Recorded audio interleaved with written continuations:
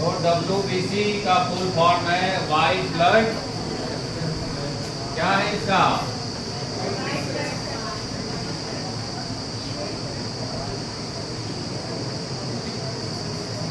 White blood cell. Blood का एक main component है, ध्यान सुनो, ब्लड का एक मेन कंपोनेंट है।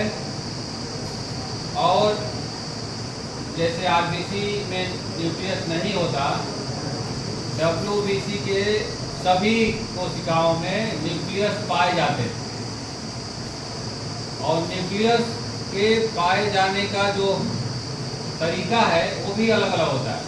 कुछ न्यूक्लियस ऐसे घोड़े के नाल के बराबर होते हैं, ऐसे इस तरह से अलग अलग टाइप के न्यूक्लियस होते हैं।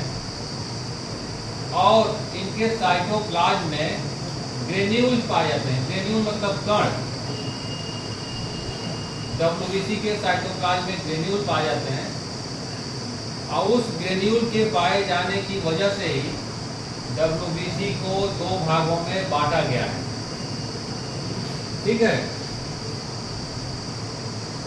ग्रेन्यूलोसाइट्स।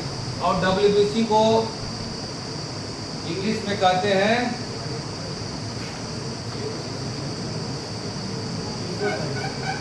ल्यूकोसाइट्स। ल्यूकोसाइट्स। और इसी के आधार पे अगर आपको किसी को हो जाता है कि इनको ब्लड कैंसर हो गया तो उसे कहते हैं ल्यूकेमिया। मेनिया मतलब कि एक्सेसिव, कोई भी अगर एक्सेसिव अमाउंट में काम हो रहा है उसको मैनिया बोलते हैं। तो ल्यूकोसाइट्स, तो अब ये जो साइट्स है, साइट्स मतलब सेल्स। ग्रेन्यूलो,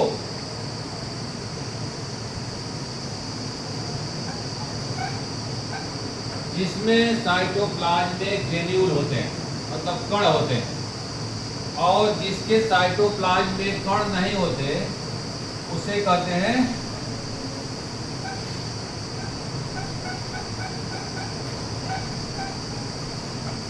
WBC। दो प्रकार की होती है, ग्रेन्यूलोसाइट्स और एक ग्रेन्यूल।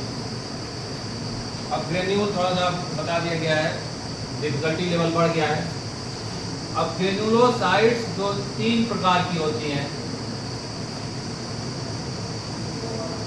एक है न्यूट्रोफिल्स, जो एक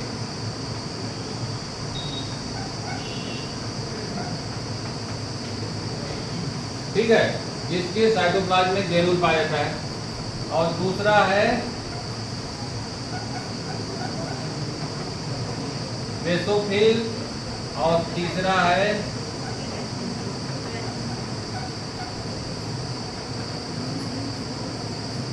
इओसिनोफिल। ये तीन प्रकार की ग्रेन्यूलोसाइट्स होती हैं जिनके साइटोप्लाज्म में ग्रेन्यूल है। अब एक ग्रेन्यूलोसाइट देख लो क्या होता है भाई। एक है मोनो, अब जैसे इनका नाम है मोनोसाइट, जितनी WBC हैं उन सारी WBC में सबसे बड़ी मोनोसाइट्स होती हैं, लार्ज, इसलिए इसको थोड़ा सा बड़ा लिखा गया। और एक है, एक कौन है जी, एक और है ना,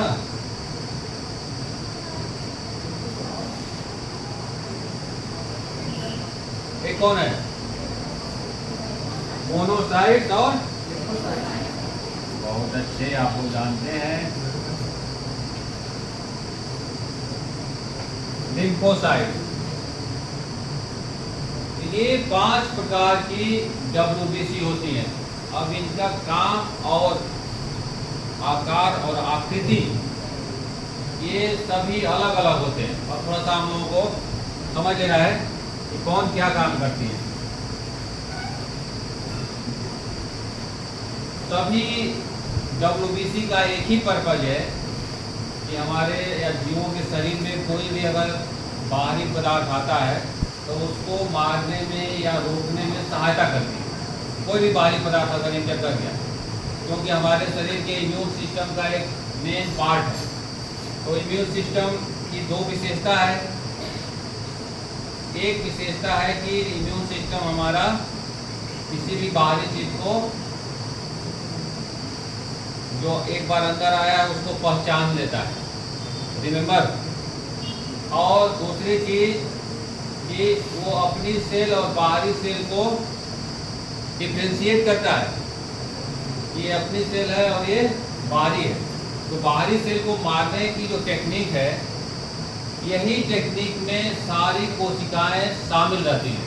इसमें जितने कोशिकाएं हैं ना, देख रहे हैं आप, न्यूट्रोफिल, बेसोफिल, इओसिनोफिल, मोनोसाइट्स और लिम्फोसाइट्स, ये सब कोशिकाएं हैं। और किस प्रकार की कोशिकाएं हैं? जो हमारे शरीर को बाहरी, अब वो बाहरी कोई भी हो सकता है, इन्फेक्शियस भी हो सकता है, हमारे टिश्यू को डैमेज करने वाले पैथोजन भी हो सकते हैं, ऐसा है कि नहीं? बैक्टीरिया भी हो सकता है, और कुछ जो हार्मफुल हो, कुछ ऐसे हों जो यूजफुल हों, वो भी बाहरी हैं। तो उन सबको हैंडल करने के लिए ये सारी कोशिकाएं विशेषकृत होती हैं। अब कोई भी अगर फॉरेन मटेरियल अंदर आता है तो सबसे पहले पहुंचने वाली कोशिका है ये न्यूट्रोफिल्स, जो सभी WBC के सबसे ज़्यादा रहती है, अप्रॉक्स 67%। ये 67% से सबसे ज़्यादा अमाउंट में पाई जाती हैं ये पांचों में से। अब जब कहीं भी बाहरी इन्फेक्शियस एजेंट आते हैं तो सबसे पहले न्यूट्रोफिल्स और जो एक बड़ी कोशिका है जिसमें न्यूक्लियस बड़ा होता है, मोनोसाइट्स पहुंचती हैं। ये करीब 9 to 10% रहती है। डायरेक्ट अटैक, और डायरेक्ट अटैक किसी पे करते हैं तो उसका किसी भी बाहरी, अगर बैक्टीरिया है, मान लो सपोज दैट बैक्टीरिया है, तो बैक्टीरिया के पास भी कोशिका है ना, तो उस कोशिका को डैमेज करके किसी तरह शरीर को इन्फेक्शन से बचाने का काम करते हैं। लेकिन बहुत सारे ऐसे पैथोजन हैं जो इन दोनों कोशिकाओं से नहीं रोक पाते और शरीर को इन्फेक्शियस बना लेते हैं। जैसे टाइफाइड मेरी आज नहीं आई है, तो वो बहुत महीने से टाइफाइड से परेशान है, क्योंकि इन दोनों जो कोशिकाएं हैं, मोनोसाइट्स और न्यूट्रोफिल्स, ये वहाँ तक पहुँच नहीं पा रही हैं या फिर उसको डैमेज करने या डिस्ट्रॉय करने में हेल्प नहीं कर पा रही हैं। सपोज दैट कि टाइफाइड का बैक्टीरिया रहता है लार्ज इंटेस्टाइन में, और कहीं पे ऐसे जगह वो अपना घर बना लेता है जहाँ पे ब्लड की सप्लाई कम है, इसलिए वहाँ पे हमेशा वो पड़ा रहता है। अब जब ब्लड पहुँचेगा ही नहीं तो उसको मारने में दिक्कत होगी। ठीक है, तो मोनोसाइट्स और न्यूट्रोफिल्स ये डायरेक्ट अटैक करने में सहायता करती हैं। अब देखो, इसमें दो कोशिकाएं ऐसी हैं जो बेसोफिल और इओसिनोफिल। आप सुने होंगे एक पदार्थ है जिसका नाम है हिपैरिन। हिपैरिन सुने हो? हिपैरिन हमारे शरीर में जो ब्लड मूव कर रहा है, तो उसका आप सोच सकते हैं कि ब्लड मूव कर रहा है तो ब्लड में क्लॉटिंग नहीं हो रही, और जहाँ वो इन्वायरमेंट से उसका कांटेक्ट होता है तो उसमें क्लॉटिंग स्टार्ट हो जाती है, एक क्लॉट बन जाता है। तो हमारे जो ट्यूब्स हैं उसमें क्लॉटिंग इसीलिए नहीं होती है कि उसमें हिपैरिन नाम का एक पदार्थ पाया जाता है, और वो हिपैरिन बनता है बेसोफिल से, जिसकी वजह से हमारे ब्लड शरीर में क्लॉटिंग नहीं हो पाती। एंटी कोआगुलेंट है, मतलब क्लॉटिंग न बनने में सहायता करता है, और वही ब्लड ऑक्सीजन के बाहर के ऑक्सीजन से संपर्क में आता है तो उसमें क्लॉटिंग बन जाती है और वो ब्लड लॉस होने से बच जाता है। और आप लोग सुने होंगे कि तो ये हो गया बेसोफिल का काम। अब इओसिनोफिल का क्या काम है? कभी आप सुने होंगे कि हाइपर सेंसिटिव, मतलब हाइपर सेंसिटिव कोई भी इम्यून सिस्टम, मतलब क्या हो गया?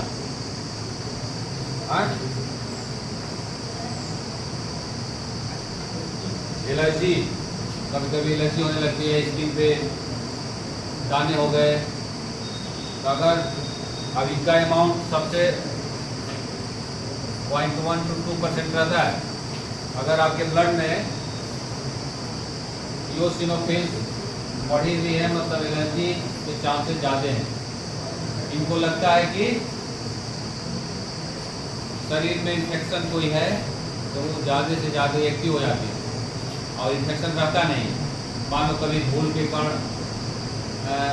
आपके शरीर में जा रहे हैं, तो शरीर उस हिसाब से रिस्पॉन्स करती है। और रिस्पॉन्स कौन करता है? रिस्पॉन्स कौन करेगा? WBC करेगी, क्योंकि RBC तो हमेशा बिजी है किस में? वो ऑक्सीजन को सप्लाई में बिजी है। और कोई भी अगर फॉरेन मटेरियल या फॉरेन प्रोडक्ट आपके शरीर में इंटर करने की कोशिश करता है, किसी भी जीव के शरीर में इंटर करने की कोशिश करता है, तो वो सारी सेल एक्टिवेट हो जाती है या एक्टिवेट रहती है, वो अपना काम शुरू कर देते हैं। अगर इन्फेक्शन नहीं रहा, ब्लड में कोई धूल के कण आ गए, लेकिन वो सब उसी तरह काम करती है, तो आपको हाइपर सेंसिटिविटी हो जाता है। तो उसके लिए रिस्पॉन्सिबल कौन है? इओसिनोफिल। अब एक सेल बच गई, ये डायरेक्ट अटैक वाली है, मोनोसाइट्स और न्यूट्रोफिल्स।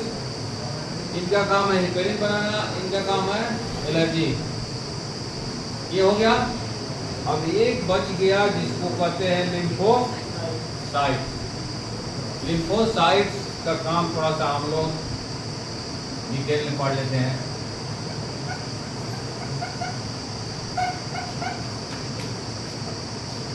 लिम्फोसाइट्स, तो ये तो प्राइमरी लेवल पे डायरेक्ट अटैक करते हैं, जो मोनोसाइट्स और न्यूट्रोफिल्स अभी हम लोग जाने थी, डायरेक्ट अटैक करती है। लेकिन जब वहाँ से भी काम नहीं बना, वहाँ से भी कोई पैथोजन नहीं डैमेज हुआ और डिस्ट्रॉय नहीं हुआ और न्यूट्रोफिल्स काम नहीं कर पा रहे हैं, तब लिम्फोसाइट्स एक्टिवेट होती हैं, जो 16 से 20% होती है वहाँ हम लोगों के बॉडी में। और एक ये सेल बनाती है, एक अदर केमिकल बनाती है। उस केमिकल का नाम है, क्या नाम है?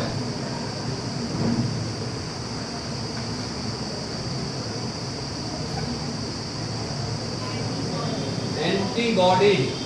एंटीबॉडी आपको सुना होंगे, कोरोना में बहुत एक चर्चित कॉन्सेप्ट था कि एंटीबॉडी इनका ख़त्म हो गया, तो इनकी एंटीबॉडी बन गई। एंटीबॉडी एक केमिकल है, इम्यूनोग्लोबिन एक है, जिसमें प्रोटीन भी है और ग्लूकोज भी है, कार्बोहाइड्रेट भी है, दोनों मिलके एक ऐसा केमिकल बना रहे हैं जिसको एंटीबॉडी कहते हैं। और एंटीबॉडी स्पेसिफिक होती है, स्पेसिफिक इस सेंस में कि अगर आपको पोलियो का वैक्सीन दिया गया, तो आपके शरीर में पोलियो के वायरस को मारने वाला एंटीबॉडी प्रोड्यूस हो गया। स्पेसिफिक आप इस सेंस में आप समझ सकते हैं कि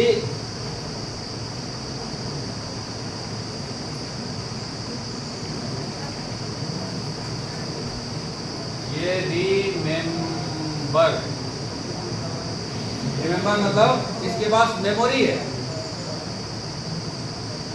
मेमोरी आप, क्योंकि वैक्सीन तो सब लोग लेते हैं, वैक्सीन इसीलिए लेते हैं ना कि बाद में कभी वायरस का अटैक हो तो हम उससे बच सके।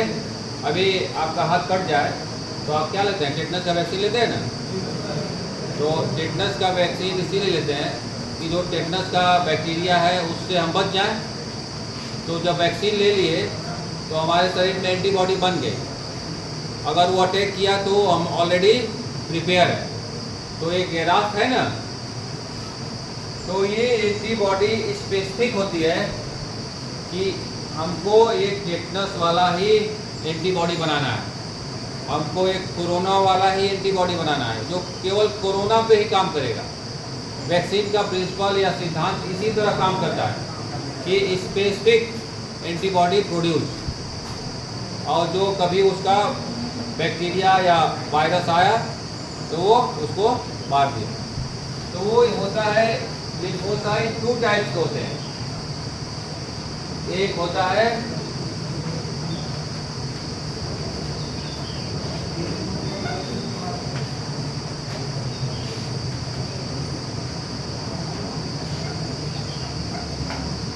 जो बोन मैरो में, क्योंकि सभी ब्लड सेल का बनने का साइट कहाँ है, बनने का जगह कहाँ है, बोन मैरो में। सभी ब्लड सेल्स बोन मैरो में ही बनती है। तो जो लिम्फोसाइट बोन मैरो में बनती है उसे कहते हैं बी लिम्फोसाइट, और मैच्योर भी बोन मैरो में ही होती है, अपने फुल फेज में बोन मैरो में ही आ जाती है। लेकिन हमारे पास कुछ ऐसे ऑर्गन हैं जो लिम्फोसाइट्स को मैच्योरिटी प्रदान करते हैं, जिसे कहते हैं सेकेंडरी इम्यून सिस्टम। तो उसमें से एक है, हम लोगों के पास ग्लैंड है थाइमस। थाइमस सुने हो? अगर बोन मैरो में प्रोड्यूस होती है और मैच्योर होती है थाइमस ग्लैंड में, तो उसे कहते हैं बी लिम्फोसाइट। बी जो है थाइमस ग्लैंड से रिप्रेजेंट कर रहा है। तो लिम्फोसाइट्स एक स्पेशल टाइप की वाइट ब्लड सेल्स है जो स्पेसिफिक टाइप के एंटीबॉडी बनाती है, और वो एंटीबॉडी हमको डिफरेंट टाइप के पैथोजन को मारने में सहायता करती है, और उसकी सहायता से हम लोग दूसरे पैथोजन से बचे रहते हैं। ये हो गया WBC की कहानी। WBC इतने प्रकार के होते हैं और वो अपना अलग अलग काम करते हैं।